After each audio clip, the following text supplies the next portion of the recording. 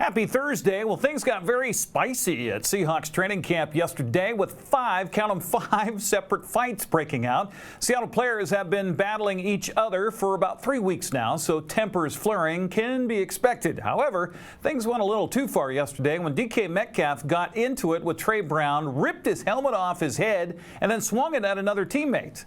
After practice, defensive tackle Jonathan Hankins and running back Zach Charbonnet said the fights were just a result of good competition. Very intense, very intense.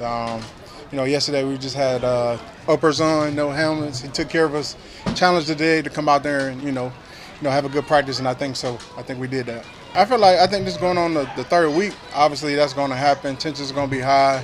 Guys are banged up, not feeling good. So you're going to get that rage that's the guys that's feeling. And I think it was quality work. Obviously nobody can get hurt, but just something that happens in training camp. No biggie.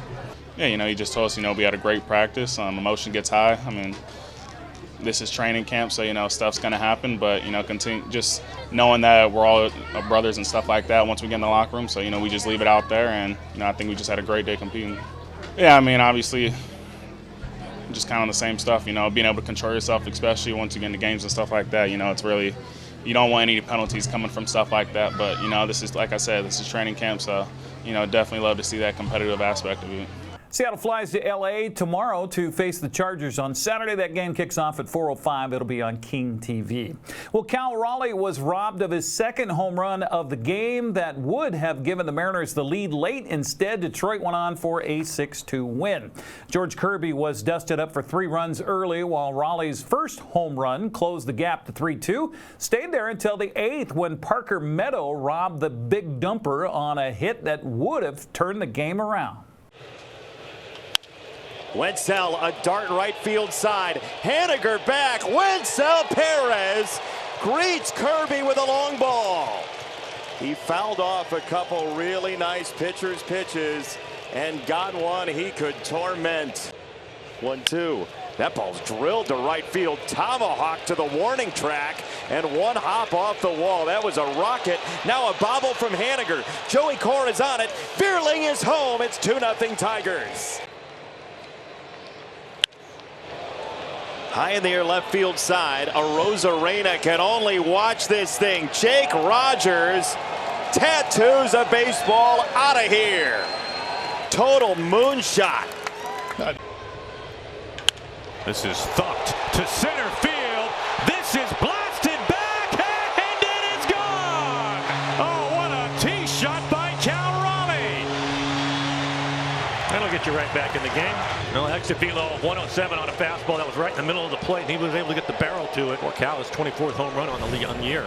And there it is, Mike. To your point, they got to find a way. Cal Raleigh gets that fastball, stayed on it really well, straight away center field. 1-2. High fly ball, deep center field. Meadows is there.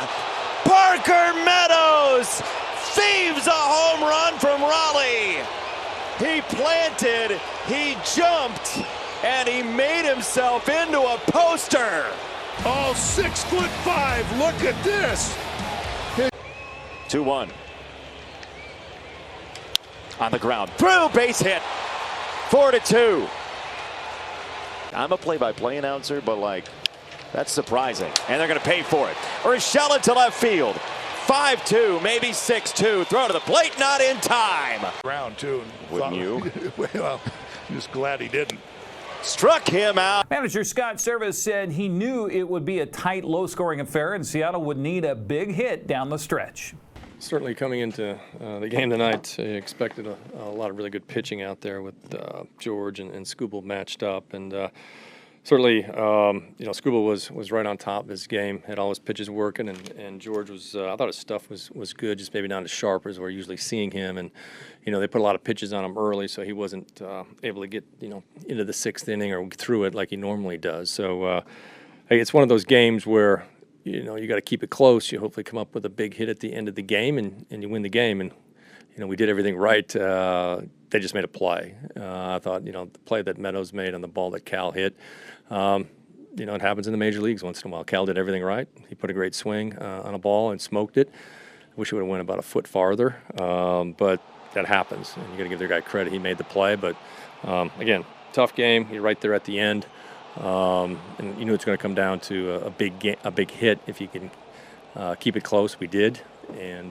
credit to the guys out of the bullpen early. Did a great job to keep it there, but they made the play, and you do that at the big league level, you're going to win the game, and that's what happened tonight. So Seattle will try to salvage the final game of that 3-game set tonight at 6:40. It'll be on Ruth Sports Northwest. Well, the 2 losses to the Tigers, Houston has been winning, has cost Seattle first place in the AL West. Astros beat the Rangers 6-4 and hold a half-game lead over the Mariners now. Texas remains 5.5 games back. Oakland edged the White Sox 3-2. Angels and Yankees split a doubleheader. New York won the opener 5-2. LA took the nightcap by a final of 8-2. Bend walked off in 11 innings against Wenatchee last night. Score 8-7. Chase Hansen came in relief in the bottom of the 11th inning in a 7-7 tie and walked the bases loaded before Luke Reese drove in the winning run with a sacrifice fly to center field. Joel Norman has more on the story. Well, the Wenatchee Apple Sox held a 5-1 lead after 4 innings of play, but could not hang on to it as they lost to the Bend Elks by an 8-7 score in 11 innings on Wednesday night at Vince Gannis Stadium. Cooper Witten had a great night at the plate, driving in 3 runs as part of a 3-for-6 night at the dish, and the Apple Sox scored early and often pretty much until the end of the 6th inning. They got 2 runs in the 6th to regain at the time a 3-run lead, but that would be all that they would have as Wenatchee just could not hang on against the Elks in this one and dropped the penultimate game of the 2024 regular season. Braden Boyd was terrific. 5 innings of work, just 3 runs given up in that time in his second start of the campaign, but he would pick up a tough no decision in the game. The Elks scored 4 runs in the bottom of the 6th inning to tie the game up, and then scored the walk-off run in the 11th inning with a bases-loaded sacrifice fly to wrap up the victory. Wenatchee will wrap up the regular season on Thursday night when it faces the Elks again at 6:35 before opening up the postseason this Saturday against the Victoria Harbor Cats. Game 2, of course, is on Sunday night at Paul Thomas Senior Stadium, and tickets are available now at applesox.com/schedule. With your Apple Sox update, I'm Joel Norman. Cooper Witten drove in 3 runs while Max Hartman pitched in his 28th run of the season. The wrap-up of that series and the season can be heard tonight on Sunny FM starting at 6:35. Checking the Les Schwab scoreboard, Bellingham beat Springfield 5-1. Victoria closed out Corvallis 11-8.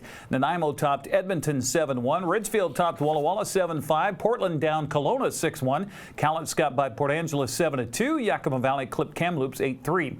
Okay, so here's what we know of the pairings for the North Division playoffs. Wenatchee will face Victoria. Bellingham takes on Edmonton in a best-of-3 series. Game 1 for the Apple Sox in Nanaimo, not in Victoria, but in Nanaimo. That'll be Saturday against the Harbor Cats at 6:35. The South Division playoffs still up in the air. Corvallis has the #1 seed, but the rest of the next 3 seeds up for grabs between Portland, Ridgefield, and Bend. Ridgefield wraps up the season tonight in Walla Walla, while Portland hosts Kelowna. Portland or Ridgefield would earn the #2 seed by winning the South second half title. Portland holds the edge if they end up in a tie. Wenatchee youth baseball teams are back east for the opening ceremonies of the World Series today. Columbia River is being called Greater Wenatchee at the Babe Ruth World Series for 13-year-olds in Glen Allen, Virginia. They'll begin pool play tomorrow against Shreveville, Indiana at 1 o'clock in the afternoon. The Wenatchee All-Stars are in Crown Point, Indiana for the Cal Ripken World Series. They have to wait till Sunday morning to begin pool play at 7 a.m. our time against Southeastern Kentucky. Wenatchee also faces Vincennes, Indiana later in the day. That'll be Sunday morning at 11:05. That's a look at sports news. I'm Eric Granstrom. Have a happy Thursday.